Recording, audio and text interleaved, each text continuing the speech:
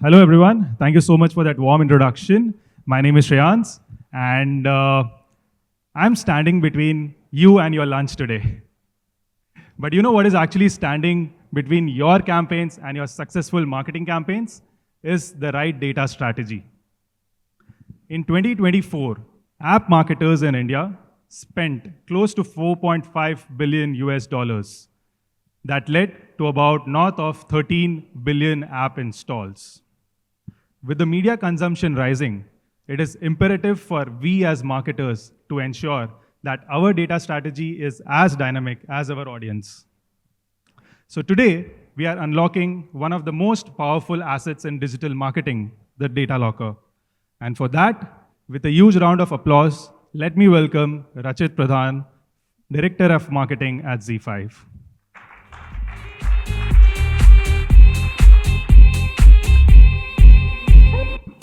Thanks, Yash, for having me here.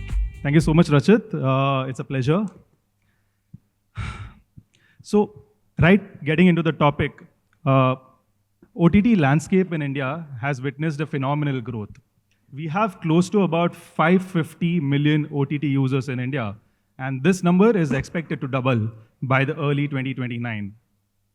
So we would like to learn from you to understand how you are coming across in formulating the right data strategy and what are the challenges that you faced in formulating this. Right. So in case of OTT, so the data is very much scattered, right? So when you talk about two fundamental pillars of OTT, one is the consumption data and one is the subscription data. Yep. Now in case of ZEE5, the consumption data is already residing in the GCP platform for us and even the subscription data for us. We have three different pillars for targeting the traffic for us. So there's something which is the paid marketing, wherein we get the traffic from Google, Facebook, and other media sources. There's one more channel for acquisition, which is called as customer lifecycle management, which is basically push notifications, emails, and SMS. And the balancing is the organic traffic. Now, the basic questions that I usually get from my marketers is, if I do a campaign, what is the watch time or what is the consumption behavior of the people who are coming from a particular traffic? Are they bouncy in nature? Are they viewing the content by the depth of the engagement? Are the completion rates or watch time good enough? So these kind of questions are clearly regularly asked. So the data is scattered everywhere, and my job is to kind of stitch them and portray a story. The second problem with these kind of issues is there's a data delay.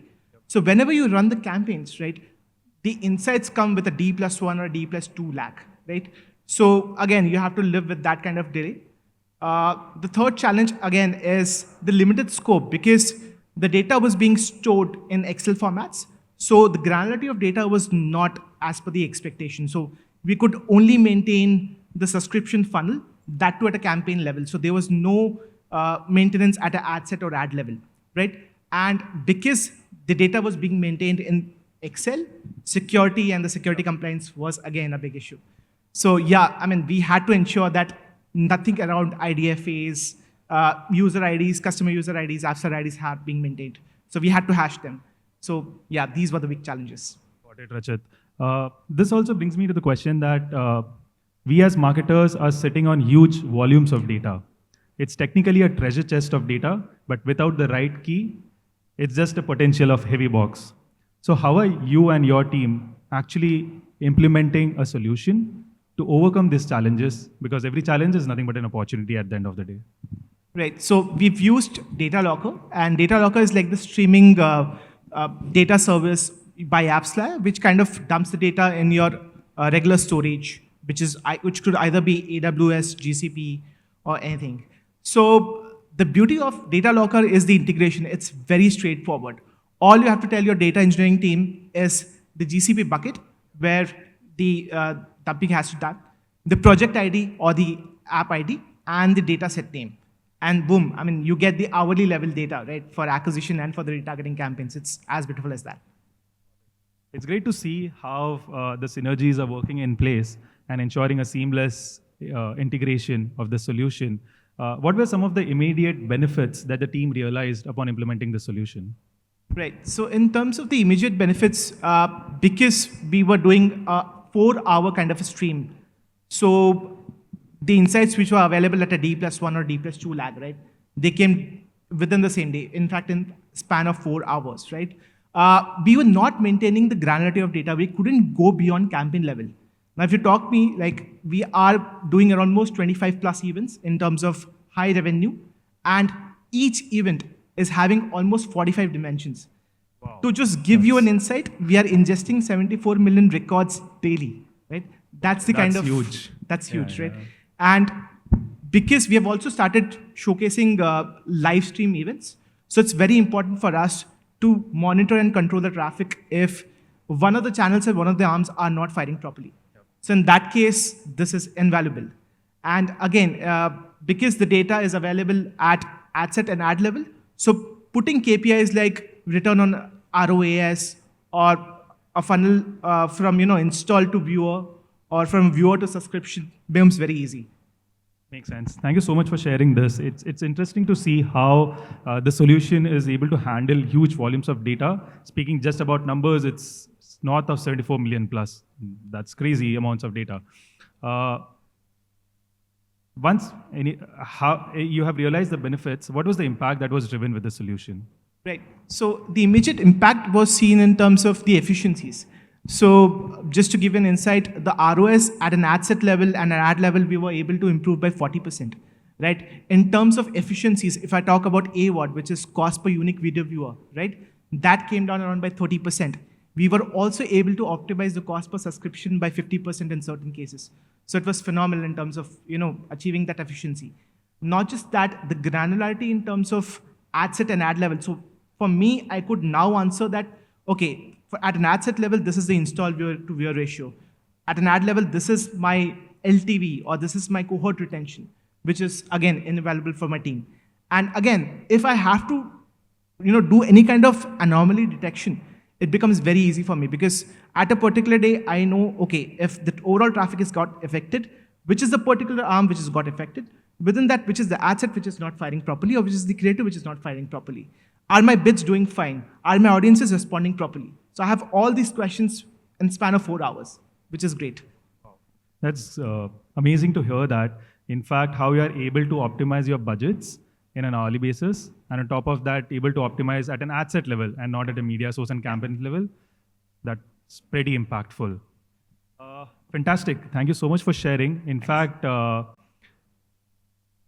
as you see, the data locker as a solution is not only helping to build the better strategy to drive successful marketing campaigns, but it's also helping marketers to make an informed decision. So it's great to see how you have unlocked this treasure chest with data locker as the magic wand. It's a testament to the future thinking strategies that you have incorporated to harness this potential of this OTT growth in India. The question for all of us is our data strategy really built to make an impact, or it's just another storage? As they say, data is the new oil. Data Locker is its refinery that is helping marketers to turn it into something truly valuable. So once again, thank you so much, Rachit. Thanks, Shreyans. It has been a pleasure. Thank you.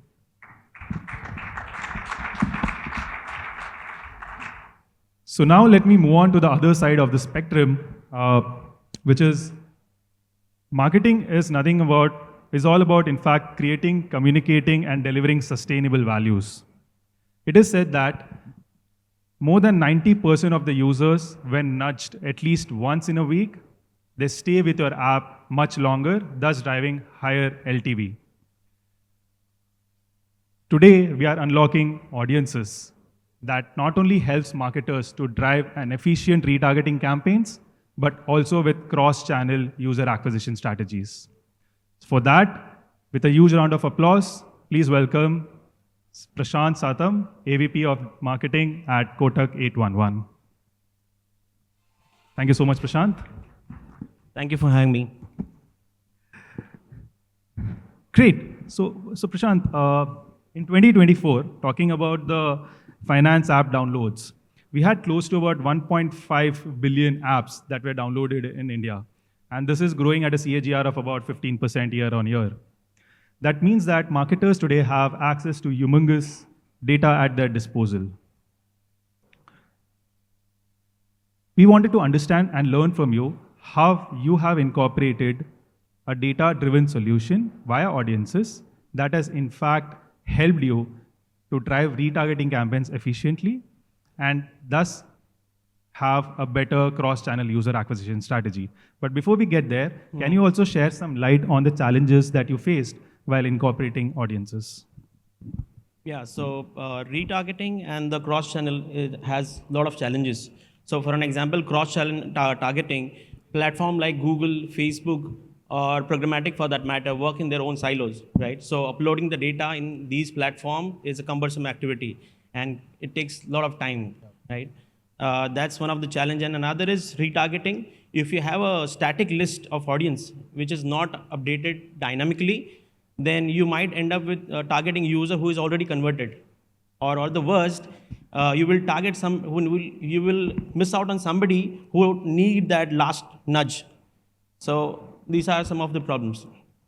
Got it. Thanks, Prashant, for sharing. In fact, as you rightly mentioned, media sources have nowadays are becoming a walled garden. And as the system is evolving, it is becoming increasingly difficult for marketers to get access to the first-party data and run targeting campaigns efficiently.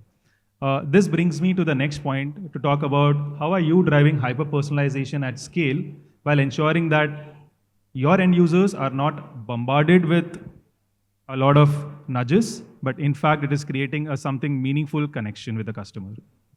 Yeah, so we, to make sure that we don't spam our users, there are two things which we take care of. First is, of course, frequency capping. So we used data-driven frequency capping to make sure that we don't bombard our user with a lot of ads, because the idea is to have a meaningful engagement, not repetitive ads. Yep. Right? That's the one thing. Secondly, we do leverage on the data at multiple touch points. So we track users on a different touch points. So for an example, maybe he has downloaded the app, or he's at the first stage, or he has opened account. There are multiple stages, right? We track those touch points, and basis that we communicate the users so that the engagement rate is higher.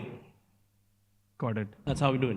Got it. It's an interesting way, and one of the idealistic way, if I can say, to segment users into multiple buckets by understanding their journey inside an app and measuring what are they doing, how are they progressing, and thus helping to achieve the marketing goals that we are looking for, be it in terms of increasing MAUs, DAUs, or moving them down the funnel or improving the conversion rates, right?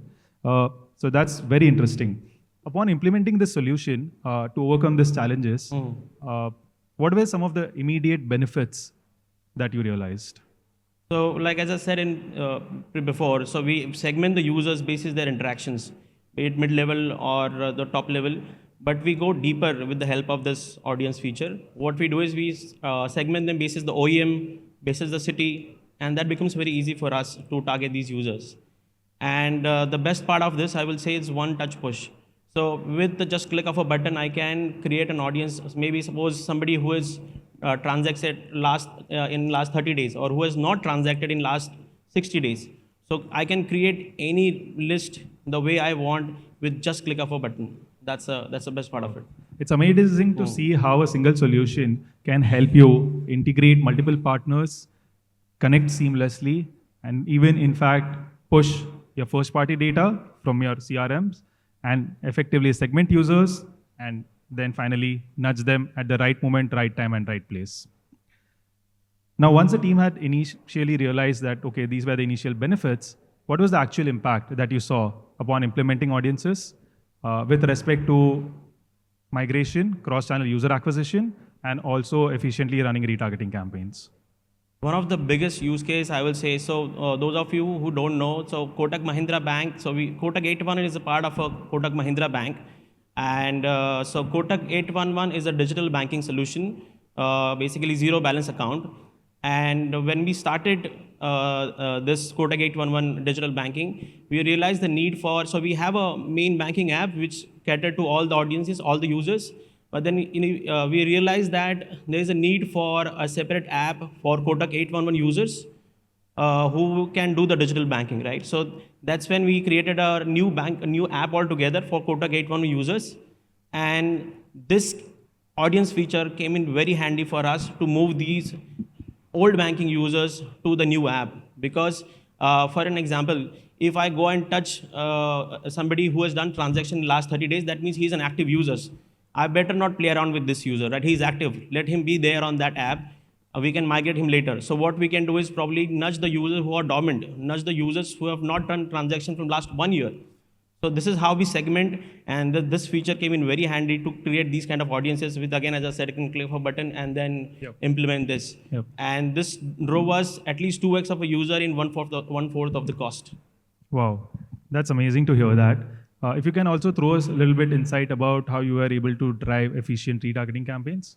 Yeah, so we, as I said, we created a lot of audiences. So we wanted to migrate these users.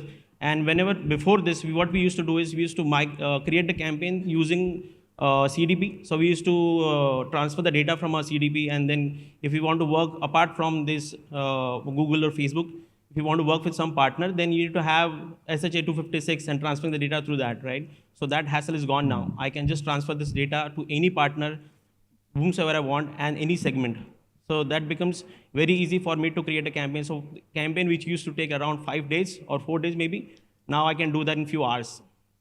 Fantastic. It's amazing to see how you have actually incorporated this solution to better acquire the users at lower cost, ensuring ad dollars are spent in the right way. Right.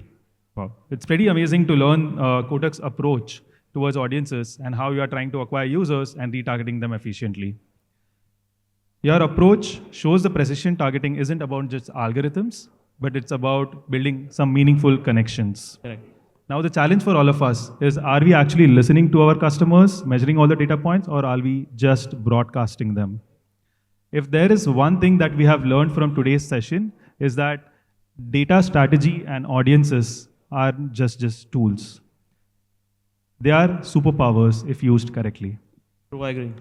Thank you so much, Rachit.